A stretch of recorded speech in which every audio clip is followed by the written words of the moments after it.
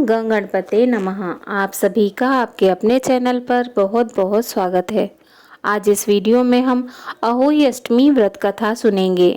नारद पुराण के अनुसार सभी मासों में श्रेष्ठ कार्तिक माह के कृष्ण पक्ष की अष्टमी को करका अष्टमी नामक व्रत का विधान बताया गया है।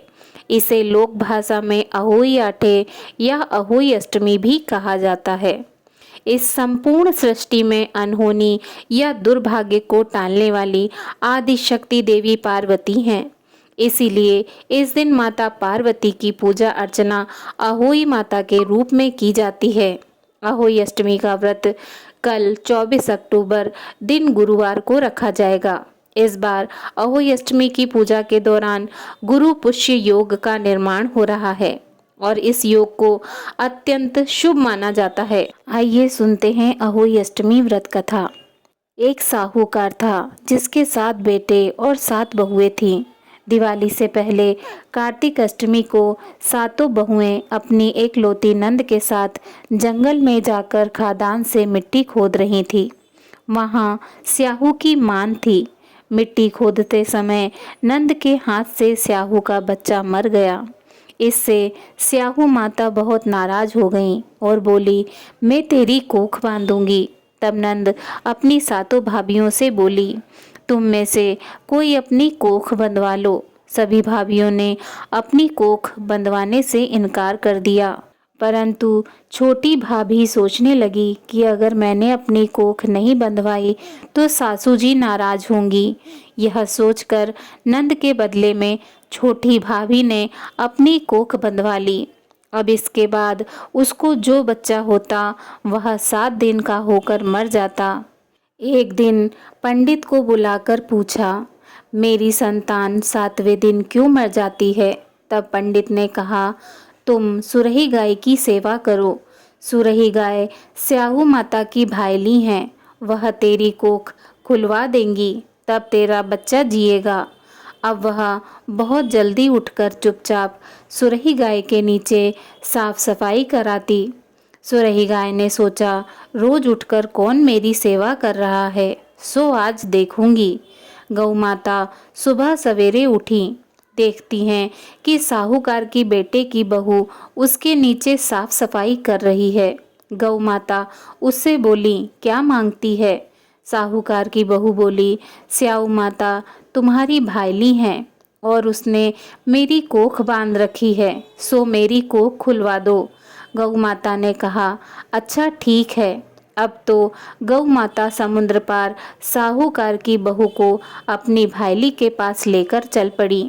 रास्ते में कड़ी धूप थी, सो वह दोनों एक पेड़ के नीचे बैठ गईं।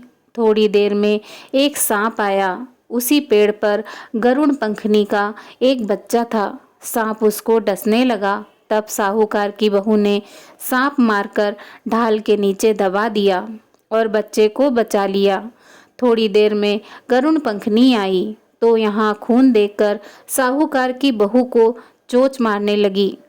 तब साहूकार की बहू बोली, मैंने तेरे बच्चे को नहीं मारा, बल्कि सांप तेरे बच्चे के करीब आया था और उसे डसने वाला था। मैंने तो उससे तेरे बच्चे की रक्षा की है। यह सुनकर गरुड़ पंखनी बोली, मांग, तू क्या मांगती है? वह बोली, 7 समुंदर पार स्याऊ माता रहती हैं, हमें तुम उसके पास पहुंचा दो। तब गरुड़ पंखनी ने दोनों को अपनी पीठ पर बैठाकर स्याऊ माता के पास पहुंचा दिया। स्याऊ माता उनको देखकर बोली, आ बहन, बहुत दिन में आई है। फिर कहने लगी, बहन, मेरे सिर में जुएं पड़ गई हैं। तब सुरही गाय के कहने पर साहूकार की बहू ने उसकी सारी जुएं निकाल दी। इस पर स्याऊ माता प्रसन्न होकर बोली, तूने मेरे सिर में बहुत सिलाई घेरी हैं, इसलिए तेरे 7 बेटे और 7 बहुएं हों। वह बोली, मेरे तो एक भी बेटा नहीं है, 7 बेटे कहाँ से होंगे? स्याऊ माता बोली, वचन दिया है। तब साहूकार की बहू बोली, मेरी कोख तो तुम्हारे पास बंद पड़ी है। यह सुन स्याऊ माता बोली, तूने तो मुझे ठग लिया। जा, तेरे घर तुझे 7 बहुएं मिलेंगी। तू जाकर उजमन करियो, 7 अहोई बनाकर 7 कढ़ाई करियो। वह लौटकर घर आई तो वहाँ देखा कि 7 बेटे 7 बहुएं बैठे हैं। वह खुश हो गई। उसने 7 अहोई बनाई, 7 उजमन किए और 7 कढ़ाई करी। शाम के समय जेठानियाँ आपस में कहने लगी कि जल्दी जल्दी पूजा कर लो, कहीं छोटी बच्चों को याद करके न रोने लगे। थोड़ी देर में उन्होंने अपने बच्चों से कहा, अपनी चाची के घर जाकर देखाओ कि आज वह अभी तक रोई क्यों नहीं। बच्चों ने आकर कहा, चाची तो कुछ माढ़ रही हैं, खूब उजमन हो रहा है। यह सुनते ही जेठानियाँ दौड़ी दौड़ी वहाँ आईं और आकर कहने लगी कि तूने कोख कैसे खुलवाई। वह बोली, तुमने तो कोख बंधवाई नहीं थी, सो मैंने कोख बंधवा ली थी। अब स्याऊ माता ने कृपा करके मेरी कोख खोल दी है। हे स्याऊ माता, जिस प्रकार उस साहूकार की बहू की कोख खोली, उसी प्रकार हमारी भी कोख खोलना, हमारे बच्चों की रक्षा करना, हमारे बच्चों को दीर्घ आयु प्रदान करना, सुख समृद्धि प्रदान करना। जय हो अहोई माता, आपकी जय हो। अहोई अष्टमी की दूसरी व्रत कथा। बहुत समय पहले झांसी के निकट एक नगर में चंद्रभान नामक साहूकार रहता था। उसकी पत्नी चंद्रिका बहुत सुंदर, सर्वगुण संपन्न, सती, साध्वी, शीलवंत, चरित्रवान तथा बुद्धिमान थी। उसके कई पुत्र पुत्रियां थीं, परंतु वे सभी बाल्यावस्था में ही परलोक सिधार चुके थे। दोनों पति पत्नी संतान न रह जाने से व्यथित रहते थे। वे दोनों प्रतिदिन मन में सोचते कि हमारे मर जाने के बाद इस अपार धन संपदा को कौन संभालेगा। एक बार उन दोनों ने निश्चय किया कि वनवास लेकर शेष जीवन प्रभु भक्ति में व्यतीत करें। इस प्रकार वे दोनों अपना घर बार त्याग कर वन की ओर चल दिए। रास्ते में जब थक जाते तो रुककर थोड़ा विश्राम कर लेते और फिर चल पड़ते। इस प्रकार धीरे धीरे वे बद्रिका आश्रम के निकट शीतल कुंड जा पहुँचे। वहाँ पहुंचकर दोनों ने निराहार रहकर प्राण त्यागने का निश्चय कर लिया। इस प्रकार निराहार व निर्जल रहते हुए उन्हें 7 दिन हो गए तो आकाशवाणी हुई कि तुम दोनों अपने प्राण मत त्यागो। यह सब दुख तुम्हें तुम्हारे पूर्व पापों के कारण भोगना पड़ा है। यदि तुम्हारी पत्नी कार्तिक मास के कृष्ण पक्ष में आने वाली अहोई अष्टमी को अहोई माता का व्रत और पूजन करे तो अहोई देवी प्रसन्न होकर साक्षात दर्शन देंगी। तुम उनसे दीर्घायु पुत्रों का वरदान मांग लेना। व्रत के दिन तुम राधा कुंड में स्नान करना। चंद्रिका ने आकाशवाणी के बताए अनुसार विधि विधान से अहोई अष्टमी को अहोई माता का व्रत और पूजा अर्चना की और तत्पश्चात राधा कुंड में स्नान किया।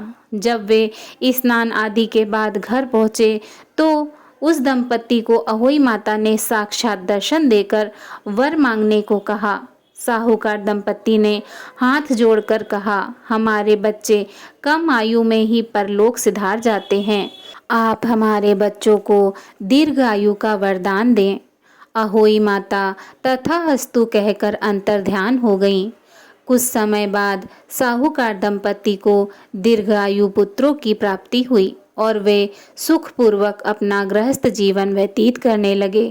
बोलिए अहोई माता की जय। जय हो माँ, आपकी सदा ही जय हो। आप हमारे बच्चों को भी दीर्घ आयु प्रदान करना, हमारे बच्चों को स्वस्थ काया प्रदान करना। जय हो माँ, आपकी जय हो। अहोई माता की आरती। ओम जय अहोई माता मैया, जय अहोई माता। तुमको निश दिन ध्यावत मैया जी को निश दिन ध्यावत, हरि विष्णु विधाता। ओम जय अहोई माता। ब्रह्माणी रुद्राणी कमला तुम ही जग माता, मैया तुम ही जग माता।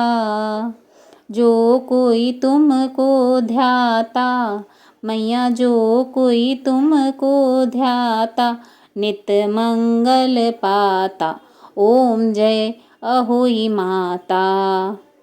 तुम ही पाताल में बसती, तुम ही सुखदाता मैया, तुम ही सुखदाता। कर्म प्रभाव प्रकाशिनी, कर्म प्रभाव प्रकाशिनी, भवनिधि की त्राता। ओम जय अहोई माता। जिस घर थारो वास, वहीं में गुण आता मैया, वहीं में गुण आता। कर न सके सोई कर ले, कर न सके सोई कर ले, मन नहीं घबराता। ओम जय अहोई माता। तुम बिन सुख न होवे, पुत्र न कोई पाता मैया, पुत्र न कोई पाता। खान पान का वैभव सब तुमसे आता। ओम जय अहोई माता। शुभ गुण सुंदर युक्ता, क्षीर निधि जाता मैया, क्षीर निधि जाता। रत्न चतुर्दश तुम बिन, रत्न चतुर्दश तुम बिन, कोई नहीं पाता। ओम जय अहोई माता। श्री अहोई माँ की आरती जो कोई नर गाता मैया, जो कोई नर गाता। उरे उमंग अति उपजे, उर उमंग अति उपजे, पाप उतर जाता। ओम जय अहोई माता। ओम जय अहोई माता मैया, जय अहोई माता।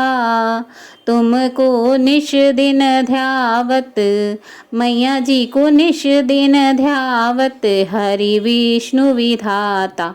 ओम जय अहोई माता। बोलो अहोई माता की जय, माता गौरा की जय।